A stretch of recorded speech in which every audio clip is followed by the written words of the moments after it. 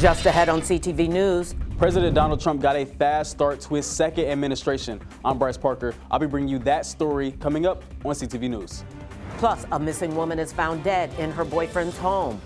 Although the outcome is not what we had hoped, we take solace in knowing that Alexis has been found, and we now have the closure to lay her to rest in peace. County council members got a briefing on how the county handled its first big snowstorm of the year. I'm Katara Jones. I'll tell you all that was said coming up on CTV News. Those stories and more on CTV News starting now.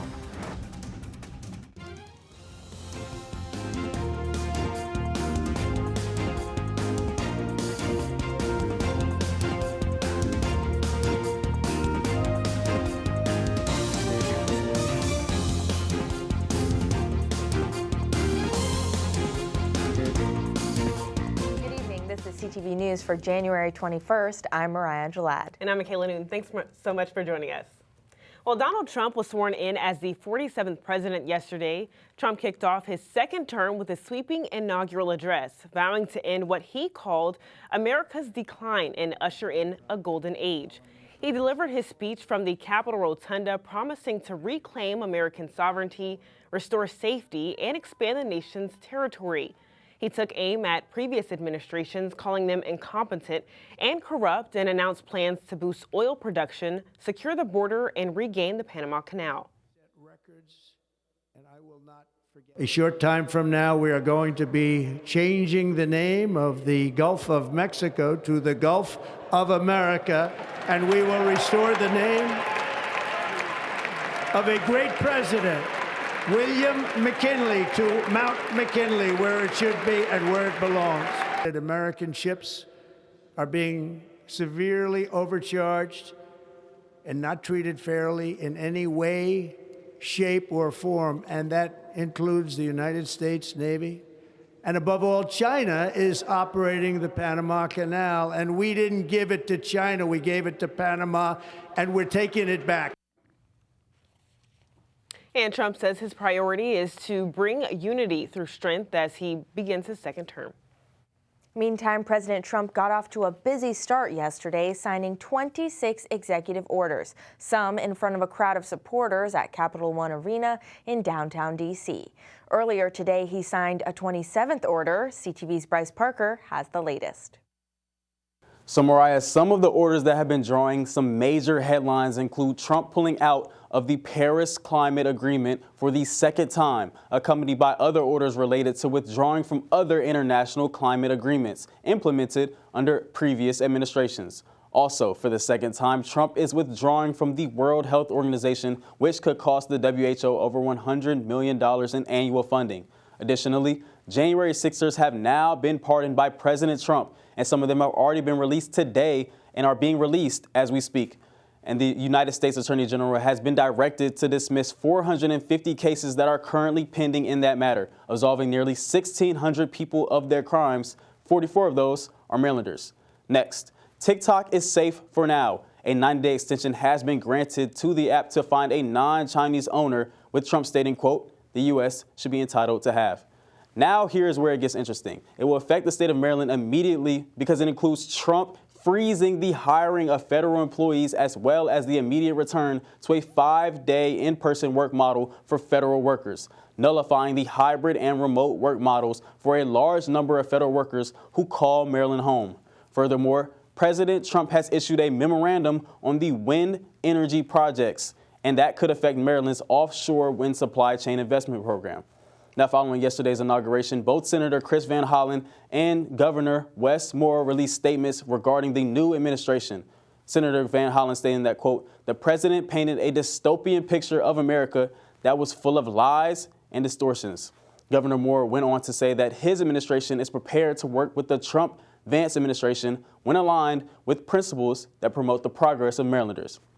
Now, other major areas which President Trump executive orders touched on were immigration, diversity, equity, and inclusion, birthright citizenship, and rolling back the protections for the transgender community, insisting that federal agencies operate on a basis of sex and not gender identity.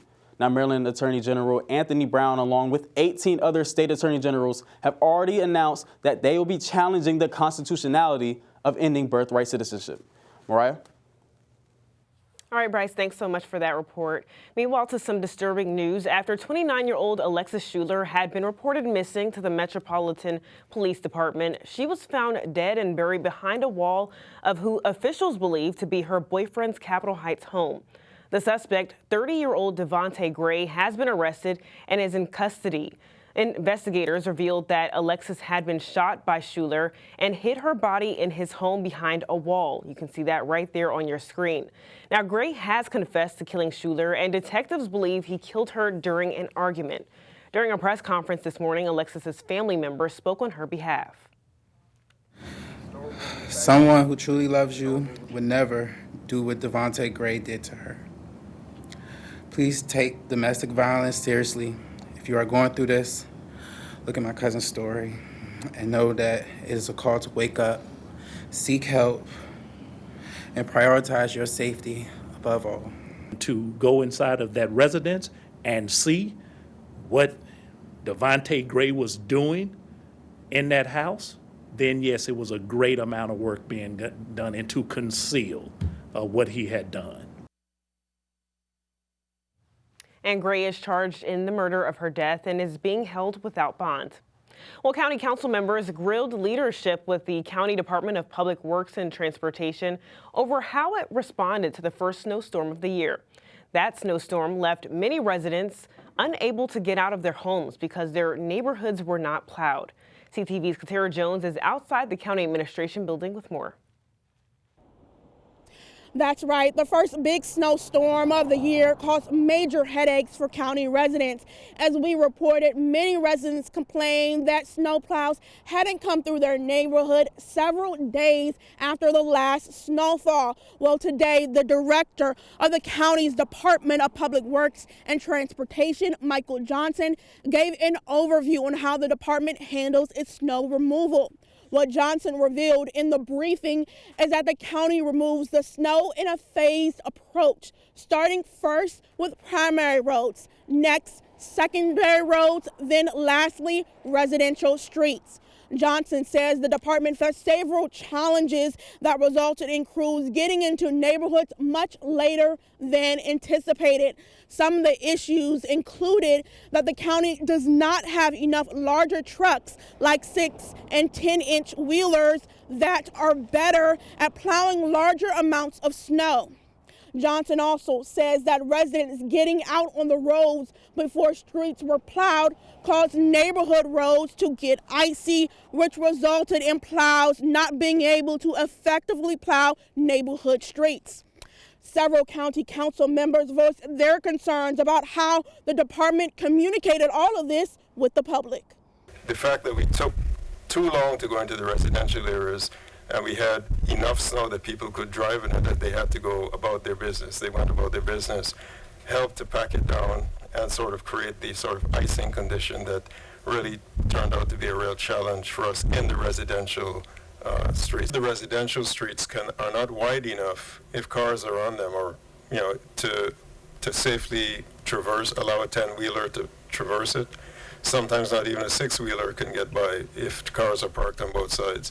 So we would use the 4x4s in that area. But on the primary routes, which are your multi-lane roads primarily, you do need primarily your big trucks, your 6-wheelers and 10-wheelers to really service those roads adequately. Johnson says that the department will need to develop a concurrent snow removal approach, which will allow crews to plow those primary and secondary roads while also hitting those residential streets all at the same time. Katara Jones, CTV News. All right, Katara, thanks so much for that report. And Johnson says another issue the department faced was having to relocate crews from one part of the county to another community. Tougher consequences on retail theft criminals. That's what brought a group of leaders and police from Prince George's to Annapolis to advocate for legislation they say makes their communities safer and protects local businesses. It's what any business owner dreads, a smash and grab. Organized theft hits and results in the loss of hundreds of dollars in merchandise. And even when police catch the culprits, they could be back in the community in just a few months. Regular customers see the impact too. When you walk in the store and you see the clothes behind the counter, behind closed glasses that have to be unlocked by employees, we're victims. We've made ourselves victims by not policing ourselves, by not working together communally to police, and by not working with our retailers to ensure that they are covered. Senate Bill 11, or House Bill 179, is trying to change that by targeting organized theft that spans counties. In Prince George's, theft under $1,500 is a misdemeanor, with jail terms only as high as 18 months. The advocates of this bill say experienced thieves know this limit and use it as a loophole to commit multiple thefts across the state and face minimal penalties. Under the proposed law, thefts across counties can be joined and prosecuted for the full theft amount. We'll close loopholes by allowing the aggregation of multiple theft amounts, giving law enforcement and prosecutors the tools to accurately reflect the scope of these crimes. It strengthens enforcement coordination across jurisdictions, ensuring criminals cannot evade justice by exploiting boundaries. The law would also combine thefts over a 90-day period with a value passing that $1,500 threshold. If I go to Chiefs County, I steal $400, and then I go to Montgomery County, I steal $1,000. And then I come back across the district heights and I hit them for $250 more. They're allowed, now they can all come together, and I've hit that threshold. I've hit the $1,500 threshold, so now it's a felony, and now you're going to look at some jail time. Beyond the danger of the crime itself, sponsor delegate Karen Tolles says it has a major economic impact. When you don't address the issues of businesses leaving our communities, particularly Black communities where I represent in Prince George's, you have an issue now. You have people out of work, they're losing their jobs, you have blight in the community. We have to address this issue of organized retail theft in the state of Maryland, not just where I represent in District 25 in Prince George's. The bill had its first hearing today in the House Judiciary Committee. The same legislation didn't make it through the end of last session. Delegate Tolles said that was due to time constraints. She's hoping by pre-filing the bill this year, it will see a vote by February. And lawmakers and healthcare advocates are calling for the General Assembly to expand the authority of the Maryland Prescription Drug Affordability Board. Currently, the board can set cost limits for medications purchased by government agencies. Proposed legislation, Senate Bill 357 and House Bill 424, would allow the board to cap prices on high-cost prescriptions for all Marylanders. Supporters say the move is crucial as rising drug costs make medications unaffordable for many. As we witness manufacturers, even this year, hiking the price of Paxlovid, which we know is used to treat COVID, and Ozempic, which is a highly effective type 2 diabetes medication, two examples of drugs that are critical to the public health of our state. And this is why we need to expand the authority of Maryland's Prescription Drug Affordability Board and give our state every tool it needs to prioritize the public health and well-being of our residents. If passed, the legislation could make Maryland, a national leader in lowering drug costs for residents. And you're watching CTV News. I'm Mariah Jalad. And I'm Michaela Newton. Still to come. Firearms detections at airports saw a decrease last year. However, a local airport recently set a record for gun seizures. We'll tell you which airport and other details after the break.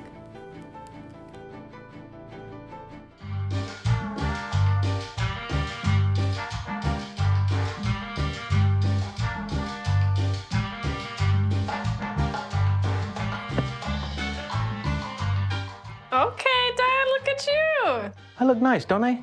I see you. Yeah. Adding your own flavor to fashion comes with age. Let's go.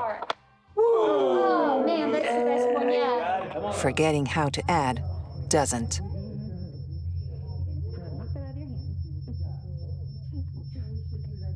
Finding it difficult to work with numbers may be a sign of Alzheimer's. Dad, are you okay? An early diagnosis can help improve the quality of life for your loved one. High school. Yeah. Hey, Dad. Do you want to talk about what happened earlier? Learn the warning signs of Alzheimer's. Some things come with age. Some others don't. Love is a lesson that doesn't end. It knows no conditions, so you better buckle in. Love keeps you on your toes. It never stops, only grows. Love isn't easy, it's a commitment, especially when they're being their most resistant. Love is finding the right seat so you can take a breath. But remember, love isn't lax, it always double checks. Check that your kids are in the right seat at NHTSA.gov/the right seat. Teachers are dynamic leaders, shaping a new generation. Innovating to prepare students for our fast-changing world. They're skilled experts, discovering a universe of solutions, telling stories, inspiring, mentoring, connecting cultures, leading by example. Teaching is a journey that shapes lives. Are you ready to begin? Explore teaching at teach.org. Welcome back. Governor Moore celebrated the life of Dr. Martin Luther King Jr. this weekend with multiple service events throughout the state. On Saturday, he helped set up classrooms for Marylanders experiencing homelessness, and Lieutenant Governor Miller attended the 48th MLK Scholarship Breakfast. The governor delivered remarks on Sunday at a commemorative prayer breakfast honoring Dr. King's 96th birthday. Monday, both the governor and First Lady completed more service projects throughout the day. Later that night, he joined Maryland lawmakers at the State House to lay a wreath at the tree planted to honor Dr. King's legacy. In other news, we have an update in the shooting that took place inside of a Bowie Chipotle restaurant last week. Bowie police have arrested 2 suspects in connection to that case.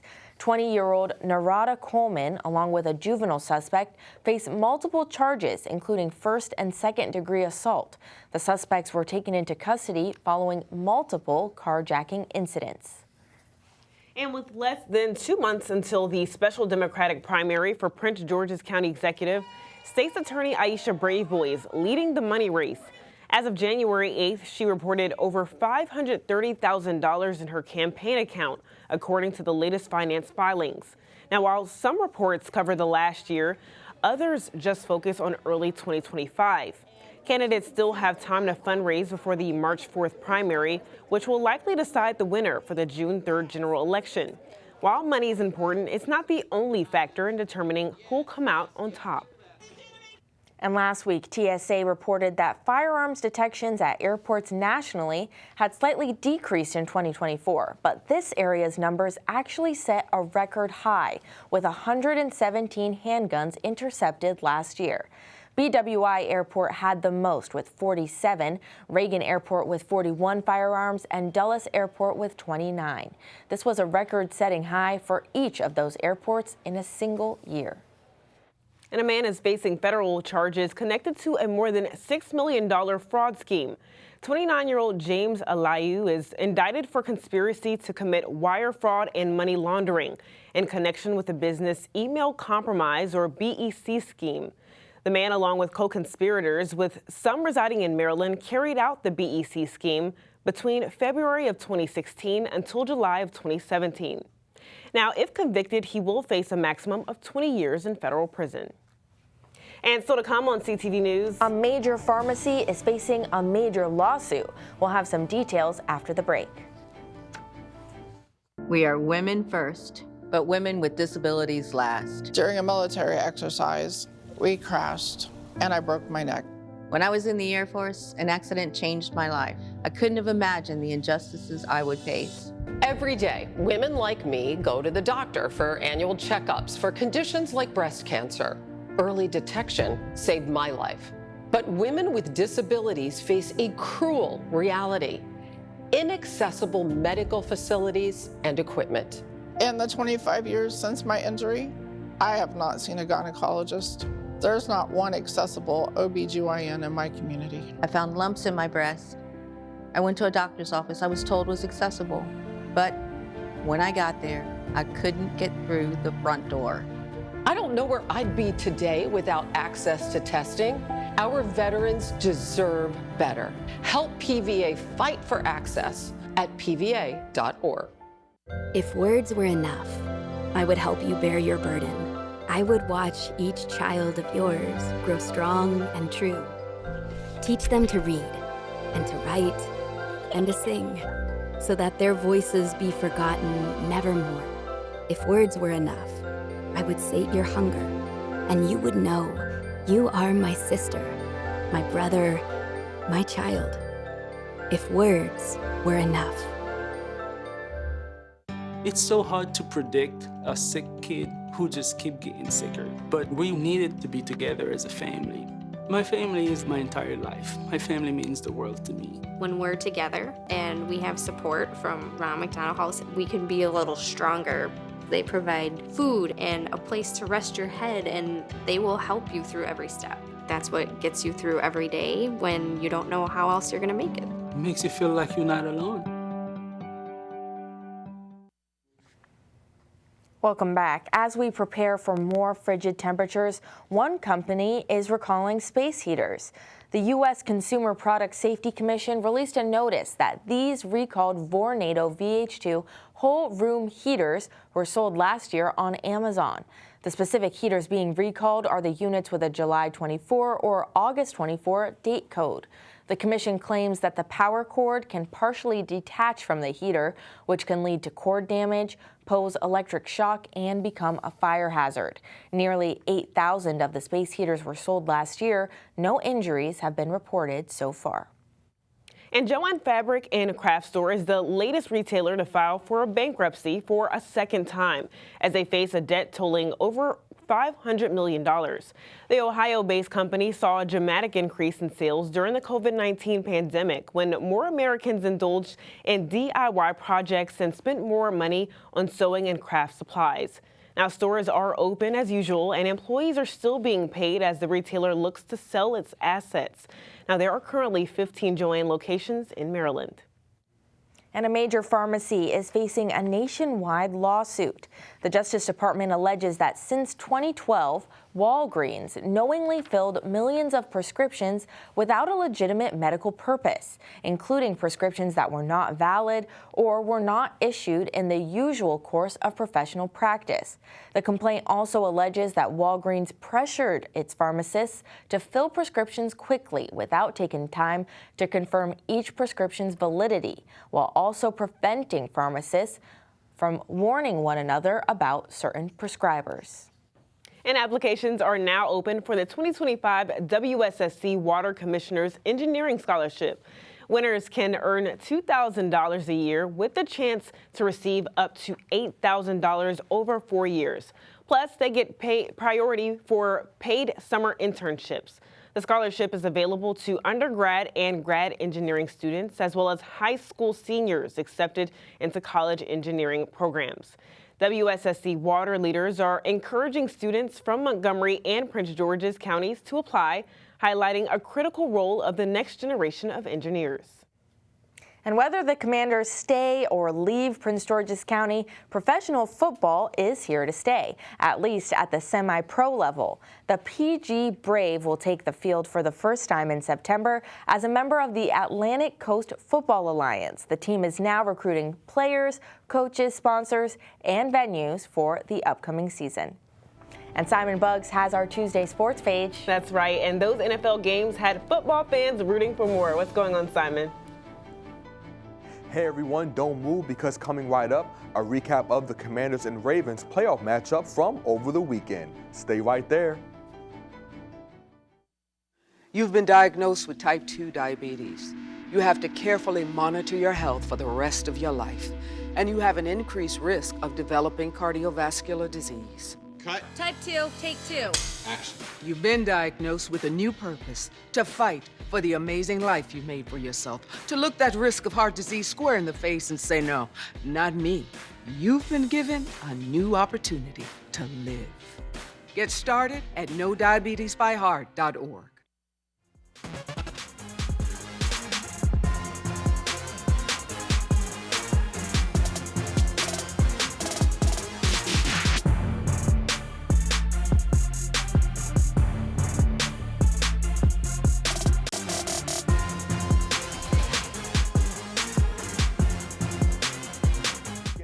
definitely did. It's time for your Tuesday sports page. We begin with some NFL news as the Burgundy and Gold took the field over the holiday weekend against the NFC's #1 seed and the Detroit Lions in the divisional round of the playoffs. Now, Washington had a tall task ahead of them going into Saturday's game, as many believed the Lions were Super Bowl contenders. But my Commanders played well as they got the ball into the end zone and came up with timely turnovers. And because of this, they pulled off the upset, beating the Lions 45-31. I thought the story of the game was the ball and the turnover margin. And for us to have a real shot at this thing, we'd have to knock out a few.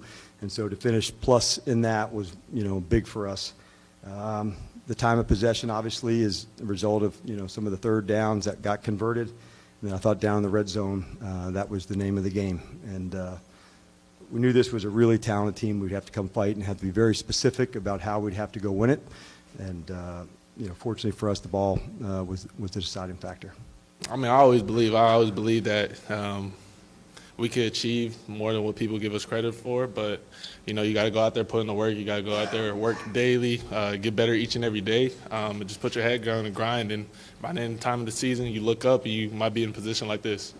And I can't believe I'm about to say this, y'all, but the team was just one win away from punching a ticket to the Super Bowl. That's right, y'all. When's the last time you heard Commanders and Super Bowl in the same sentence? Crazy, right? It will be an NFC East showdown in the NFC Championship game as the team will take the field against the Philadelphia Eagles. Kickoff is on Sunday at 3 o'clock. Meanwhile, the Baltimore Ravens were also in action over the weekend, but they weren't as lucky as their postseason run came to an end in the divisional round against the Buffalo Bills. Turnovers and missed opportunities, like this drop in the end zone by Mark Andrews on a two-point conversion, sent the Purple and Black home early. And quarterback Lamar Jackson and head coach John Harbaugh spoke after the game and addressed the team's performance. We was driving, like I said, we were driving the ball smooth all game. I don't even think we punted tonight. It was the 3 turnovers got us off the field. So we protect the ball. We're not even having these conversations. You guys don't even have those type of questions for me, We got to do a better job at protecting that ball, and we'll be on the right track. It was uncharacteristic to have turnovers like that. There are opportunities for us to not have those, but we have, so you try to bounce back from them. That's what you try to do in the course of a game. You can't take them back. Once they happen, you try to make the next play. It's like I just said about make a decision. You make a decision about how you're going to handle things like that. We have not been a team that turns the ball over. I'm proud of our guys. We did a great job with that all year. We did turn it over this game, but you got to try to go make the next score and the next play. In other news, shout out to Lady Terps guard Cheyenne Sellers for being named Big Ten Player of the Week. Sellers led her #8 ranked team in college hoops to a nice win over Big Ten rival Minnesota last week, 99-92, dropping a season-high 27 points to go along with 9 boards and 7 dimes. And over her last 3 games, the Ohio native has averaged 25 points and shot 69% from the floor. Sellers and the rest of the team will travel to Columbus to play Ohio State next on Thursday. And wrapping up sports, the Terps men's basketball team took down Nebraska over the weekend, 69-66. Their next opponent will be Illinois on Thursday. And that wraps up your Tuesday sports page. Simon Buggs, CTV Sports. Go Commanders. Back to you guys. All right, Simon, thanks so much. Before we go, let's get a look at our 3-day weather forecast. Tonight, we have a 20% chance of snow showers before midnight, and we are under a cold weather advisory until 11 a.m. tomorrow. Tomorrow, keep those hats and gloves out. It's going to be sunny, but we have only a high of 21 and a low of 10 degrees. Thursday, it'll be 33 degrees and mostly sunny. Friday will be sunny as well with a high of 33 and a low of 15. And for our community calendar, the 21st Annual Bethesda Painting Awards is calling for artists. Artists must be 18 years or older and residents of Maryland. Artwork must have been completed within the last 2 years. The selected artwork will be on exhibit this June in downtown Bethesda. The deadline to apply is February 26th, but for more information, contact Jason Liu at the email on your screen. And that's all the time we have for CTV News tonight. Thanks so much for joining us. We'll see you again tomorrow. Good night.